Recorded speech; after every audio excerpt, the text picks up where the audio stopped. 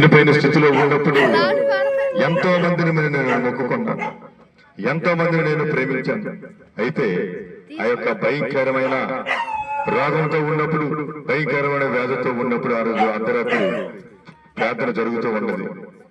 దేవా, నాకు నాయన ఈ యొక్క ఆరోగ్యం ఇవ్వండి, ఈ యొక్క రోగం నుంచి విడుదల దయచేయండి అని నేను అడిగినప్పుడు దేవుడు తెల్లారి స్వస్థత ఇచ్చాడు.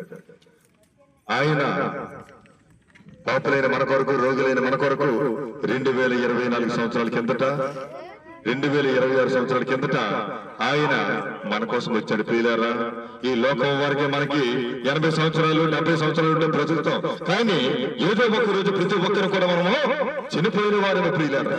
కానీ మళ్ళీ మనకు ఒక బ్రతుకు ఉన్నది. ప్రతి ఒక్కరు కూడా ఒక ఆత్మకి, ప్రతి ఒక్కరికి తీర్పు ఉన్నది. అయితే యేసుక్రీస్తు వారు ఏమంటున్నారంటే, అయ్యా మీకు పరలోక రాజ్యం ఉండదన్నారు. చాలా మంది అయ్యా ఎవరో చూసామంటారు.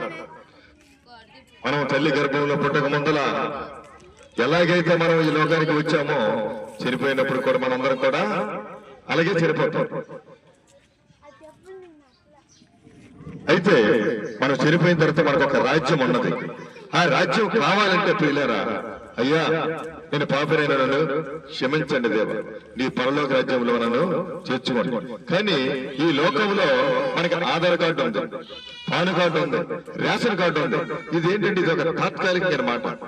కానీ మన పేరు జీవ గ్రంథంలో ఉంటారు, మన పేరు యేసయ్య బుక్ లో ఉండాలి. మనం ఏదైనా ఊరు వెళ్ళాలంటే 4 రోజుల కిందటే రిజర్వేషన్ చేసుకుంటాం.